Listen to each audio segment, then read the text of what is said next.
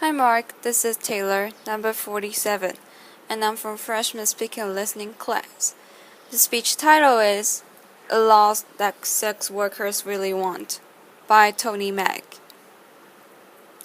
want to talk about sex for money. I'm not like most of the people you will have heard speaking about prostitution before. I'm not a police officer or a social worker. I'm not an academic, a journalist, or a politician.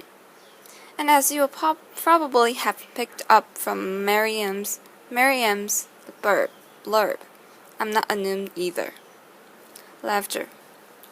Most of those people would tell you that selling sex is degrading, that no one would ever choose to do it, that it's dangerous.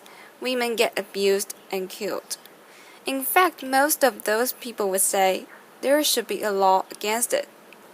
Maybe that sounds reasonable to you. It sounded reasonable to me until the closing months of 2009. When I was working two dead-end minimum wage jobs, every month my wages would just replenish my overdraft. I was exhausted and my life was going nowhere. Like many others before me, I decided sex for money was a better option. Now, don't get me wrong, I would have loved to have won the lottery instead. But it wasn't going to happen anytime soon, and my rent needed paying. So I signed up for my first shift in a brothel. In the years that have passed, I've had a lot of time to think. I've reconsidered the ideas I once had about prostitution. I've given a lot of thought to consent and the nature of work under capitalism. I've thought about gender inequality and the sexual and reproductive labor of women.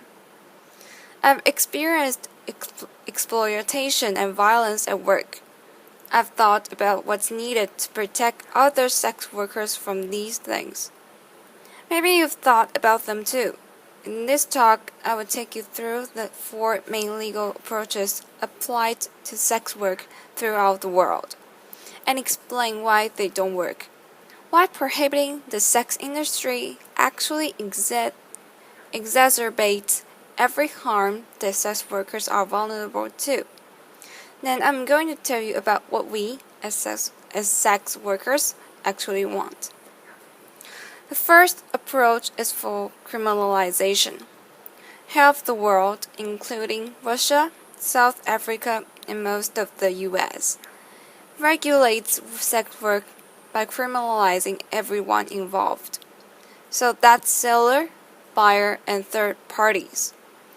Lawmakers in these countries apparently hope that the fear of getting arrested will deter people from selling sex. But if you are forced to choose between obeying the law and feeding yourself or your family, you are going to do the work anyway and take the risk. Criminalization is a trap. It's hard to get a conventional job when you have a criminal record. Potential employers won't hire you. Assuming you still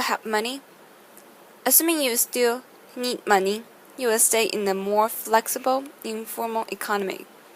The law forces you to keep selling sex, which is the exact opposite of its intended effect. Being criminalized leaves you exposed to mistreatment by the state itself. In many places, you may be coerced into paying a bribe or even into having sex with a police officer to avoid arrest. Police and prison guards in Cambodia, for example, have been documented subjecting sex workers to what can only be described as torture: threats at gunpoint, beatings, electric shocks, rape, and denial of food. Another worrying thing, if you are selling sex in places like Kenya, South Africa, or New York, a police officer can arrest you if you are caught carrying condoms, because condoms can legally be used as evidence that you are selling sex. Obviously, this increases HIV risk. Imagine knowing if you're busted carrying condoms, it will be used against you. It's a pretty strong incentive to leave them at home, right?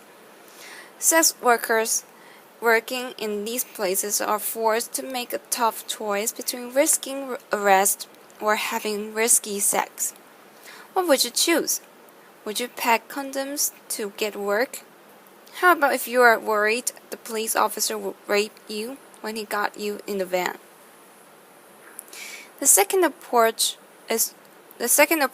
to regulating sex work seen in these countries is partial criminalization, where the buying and selling of sex are legal, but surrounding activities like brothel keeping or soliciting on the streets are banned. Laws like these, we have them in the UK and in France, essentially say to us sex workers, hey, we don't mind you selling sex, just make sure it's done behind closed doors and all along. In brothel keeping, by the way, it's defined as just two or more sex workers working together. Making that legal means that many of us work alone, which obviously make us vulnerable to violent offenders. But we are also vulnerable when we choose to break the law by working together. A couple of years ago, a friend of mine was nervous after she was attacked at work. So I said that she could see her clients from my place for a while. During that time, we had another guy turn nasty. I told the guy to leave or I'd call the police. And he looked at the two of us and said, "You girls can't call the cops. You're working together. This place is illegal." This play is illegal. He was right. He eventually left without getting physically violent, but the knowledge that we were breaking the law empowered that man to threaten us. He felt confident he'd get away with it. The prohibition of street prostitution also causes more harm than it prevents. Firstly, to avoid getting arrested, street workers take risks to avoid detection. And that means working alone or in isolated locations like dark forests where they are vulnerable to attack. If you are caught selling sex outdoors, you pay a fine.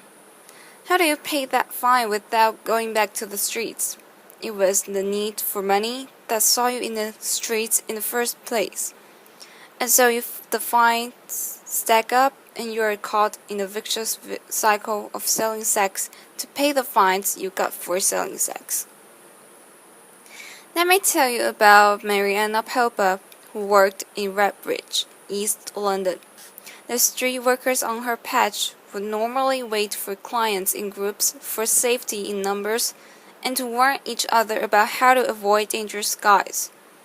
But during the police crackdown on sex workers and their clients, she was forced to work alone to avoid being arrested.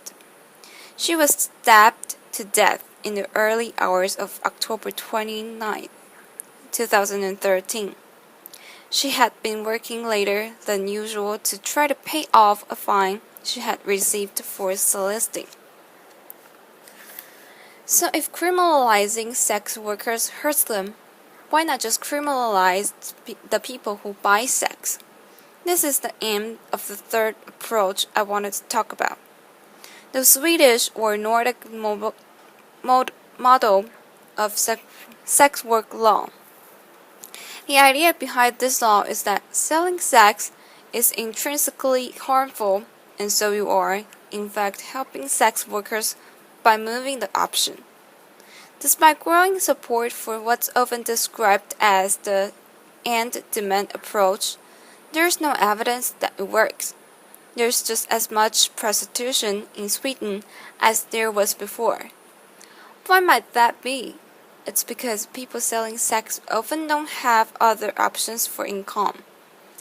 If you need that money, the only effect that a drop in business is going is going have is to force you to lower your prices or offer more risky sexual services. If you need to find more clients, you might seek the help of a manager. So you see, rather than putting a stop to what's often described as pimping, a law like this actually gives oxygen to potentially abusive third parties. To keep safe in my work, I try not to take bookings from someone who calls me from a without number. If it's a home or a hotel visit, I try to get a full name and details. If I worked under the Swedish model, a client would be too scared to give me that information. I might have no other choice but to accept a booking from a man who is untraceable if he later turns out to be violent. If you need their money, you need to protect your clients from the police.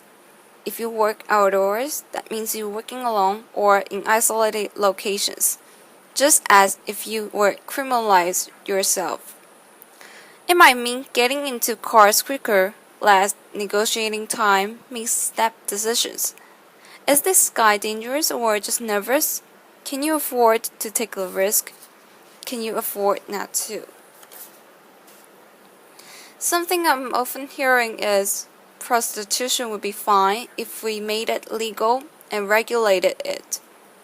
We call that approach legalization, and it's used by countries like the Netherlands, Germany, and Nevada in the US. But it's not a great model for human rights.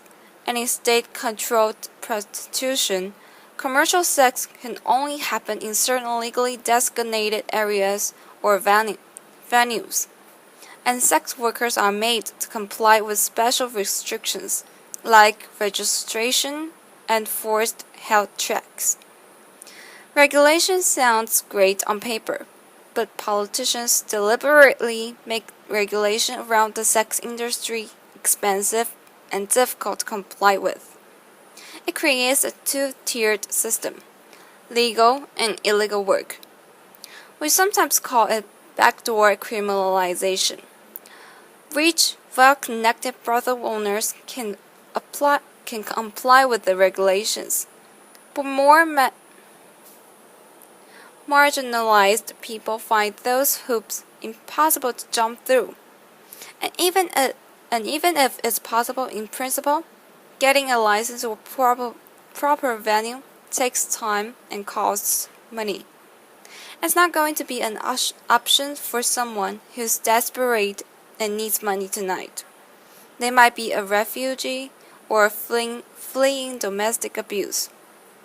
In this two-tiered system, the most vulnerable people are forced to work illegally, so they are still exposed to all the dangers of criminalization I mentioned earlier.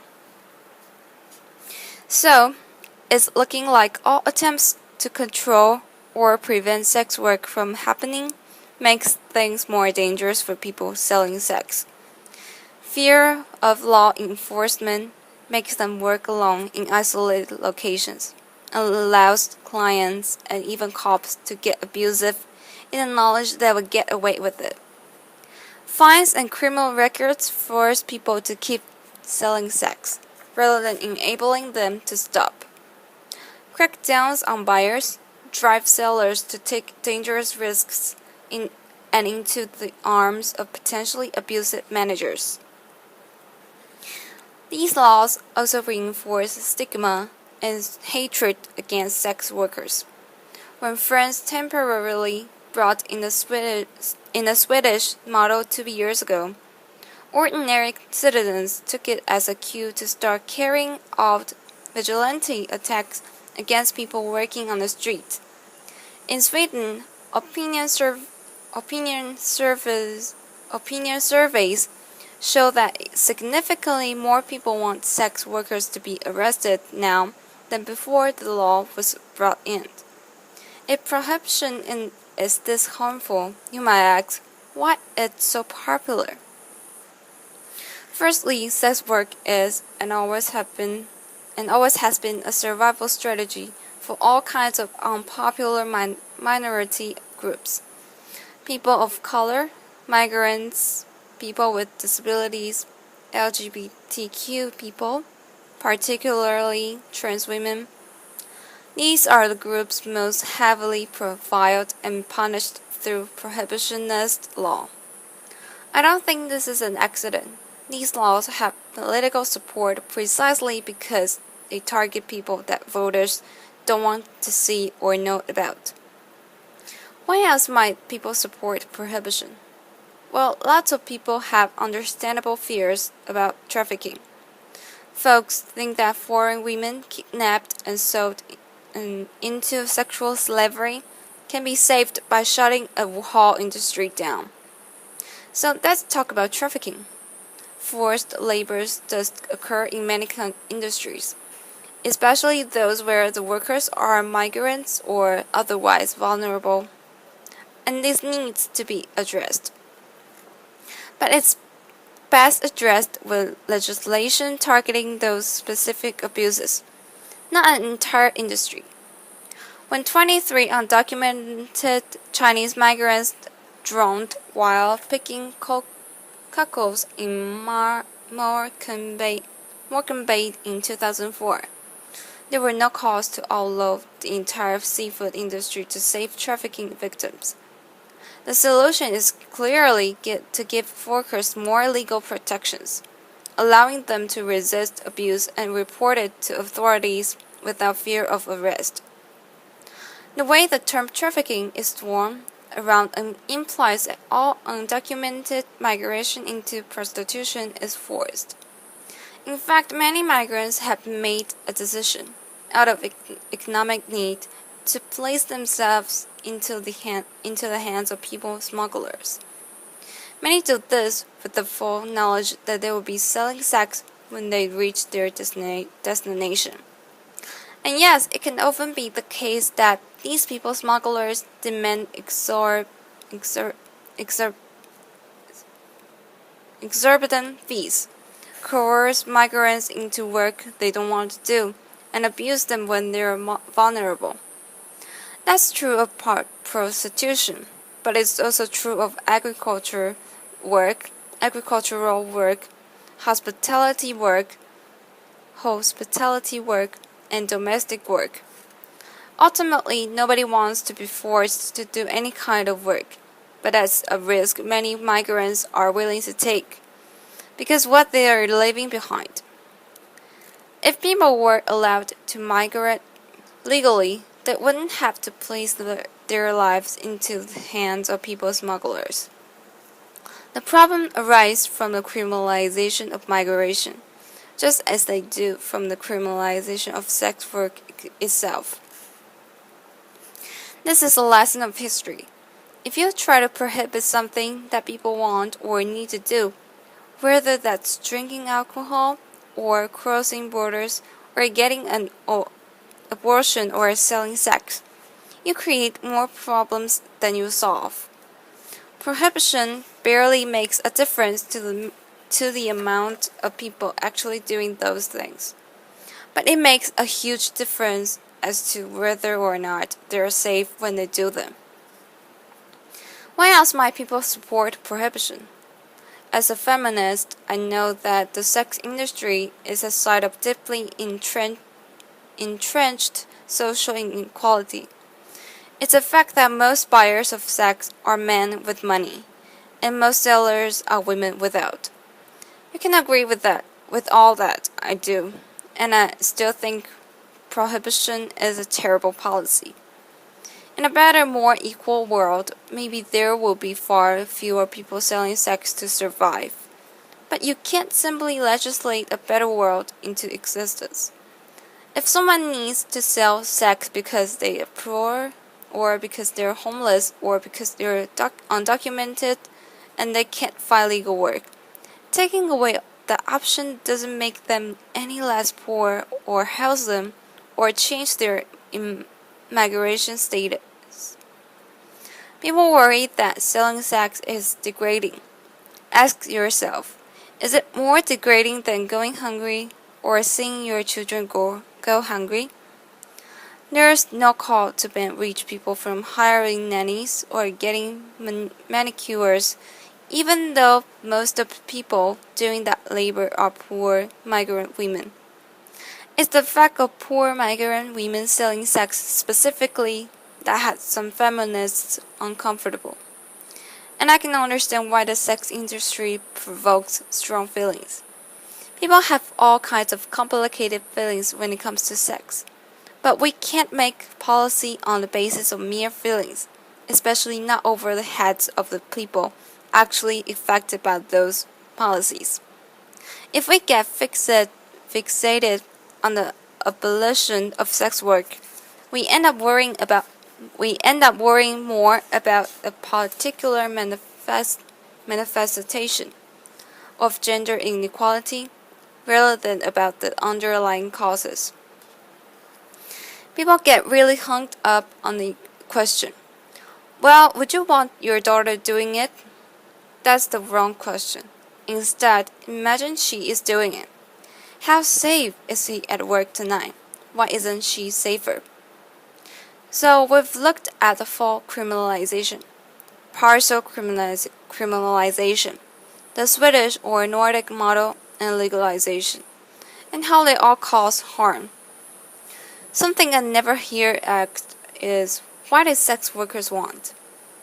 After all, we're the ones most affected by these laws.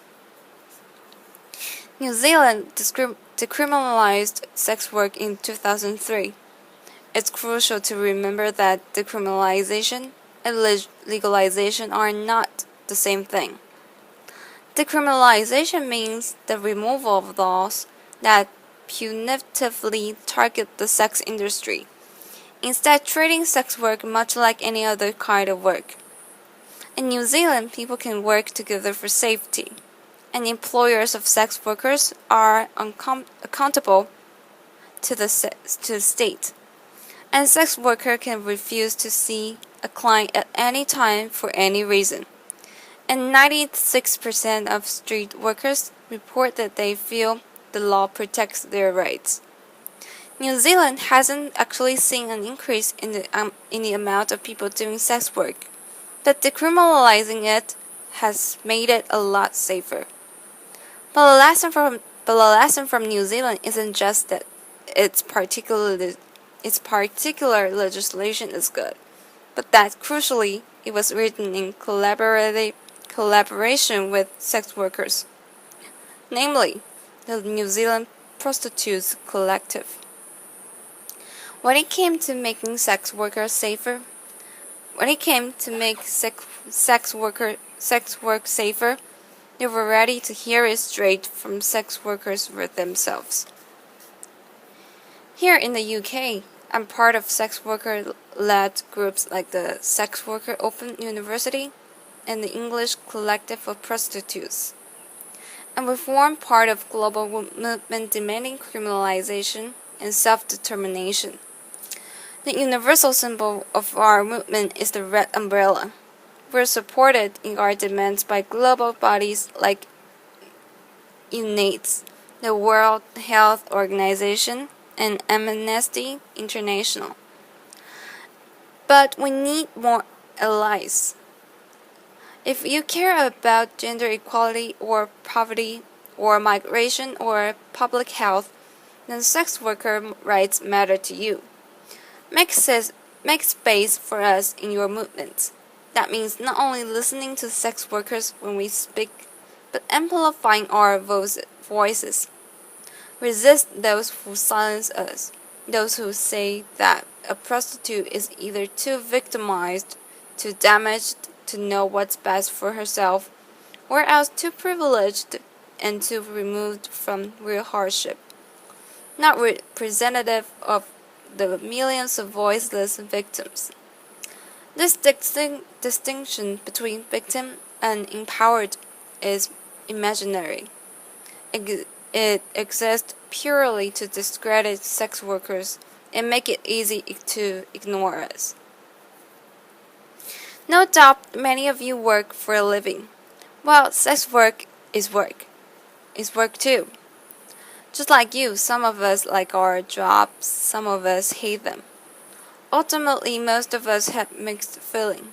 But how we feel about our work isn't the point, and how others feel about our work certainly isn't. What's important is that we have the right to work safely in our own terms. Sex workers are real people. We've had complicated experiences and complicated responses to those experiences. But our demands are not complicated. You can ask expensive escorts in New York City, brothel workers in Cambodia, street workers in South Africa, and every girl on the roster at my old job in Soho. And they will all tell you the same thing. You can speak to millions of sex workers and countless sex work-led organizations. We want full decriminalization and labor rights as workers. I'm just one sex worker on the stage today, but I'm bringing a message from all over the world. Thank you. Applause.